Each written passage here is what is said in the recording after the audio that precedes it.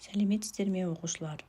Мен Қарағанды облысы Шет ауданы Ақжал негізгі орта мектебі коммуналдық мемлекеттік мекемесінің математика пән мұғалімі Кушкенбаева Торган Ракатовна. Бүгін сіздермен 6 сыныптың математика курсы бойынша статистика комбинаторика бөлімінің қозғалыстың орташа жылдамдығын табуға есептер шығару тақырыбын қарастырамыз. Оқу мақсаты: қозғалыстың орташа жылдамдығын табуға есептер шығару. Бағалау критерийлері: оқушы орташа жылдамдықты табу формуласын біледі. Есептерді шығару кезінде қозғалыстың орташа жылдамдығын табу формуласын қолданады. Білімді жандандыру үшін өткен сабаққа шолу жасайық. Ол үшін төмендегі сұрақтарға жауап берейік. Бірінші сұрақ: статистика ғылымы қандай ғылым? Комбинаторика қандай бөлім? Комбинаторика терминін алғаш енгізген ғалым кім? Екі санның арифметикалық ортасы қалай табылады? Бірнеше санның арифметикалық ортасы қалай табылады? Сіздер жол, жылдамдық, уақыт ұғымдарымен таныссыздар ма? Әрине, сіздер бұны бастауыш сыныптан бері қолданып келесіздер. Ендеше осы жол, жылдамдық, уақытты қалай белгілейміз және оларды байланыстыратын формуланы еске түсірейік. Жолды біз латын алфавитінің С әріпімен, жылдамдықты В әріпімен, уақытты латын алфавитінің Т әріпімен белгілейміз. Ендеше осы уақыт пен жылдамдыққа байланысты жүрілген жолды қалай табатын формуласын есімізге түсірейік. S тең V көбейтілген Т, яғни берілген жылдамдықты сол уақыт аралығына көбейтеді екенбіз.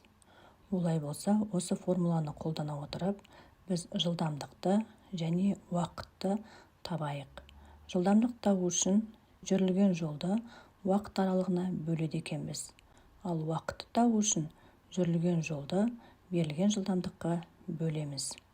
Енді осы шамалардың өлшем бірліктерін есімізге түсірейік. Жолдың өлшем бірліктері километр, метр. Жылдамдықтың өлшем бірліктері километр сағат, метр секунд, метр минут. Уақыттың өлшем бірліктері сағат, минут және секунд. Олай болса, бүгінгі біздің сабағымыздың тақырыбы қозғалыстың орташа жылдамдығын табу. Қозғалыстың орташа жылдамдығын табу үшін жылдамдықтың формуласын қолданамыз.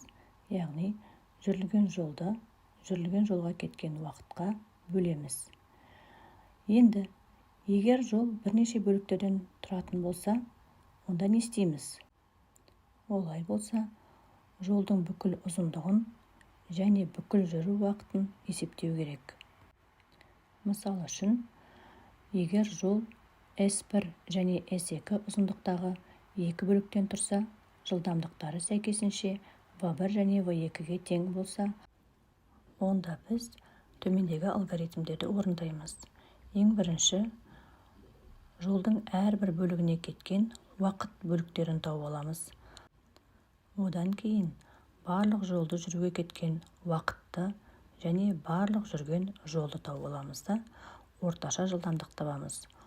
Орташа жылдамдықты табу үшін барлық жүрілген жолды жүруге кеткен барлық уақытқа бөледі екенбіз. Мен оны сіздерге формула түрінде де көрсетіп қойдым.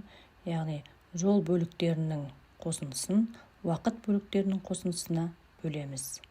Жаңа сабағымызды бекіту мақсатында топтық жұмыс жасайық. Тапсырма: жаяу жүргінші жол бойымен сағатына 6 км жылдамдықпен 2 сағат, батпақ арқылы сағатына 2 км жылдамдықпен 3 сағат, егістік жерді сағатына 6 км жылдамдықпен 1 сағат жүрді.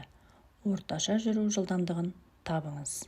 Шығарған есебімізді есептің шешімімен салыстырайық.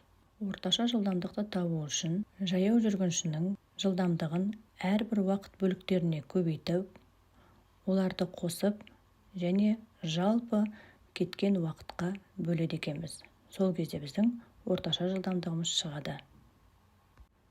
Келесі тапсырма жұптық жұмысқа арналады.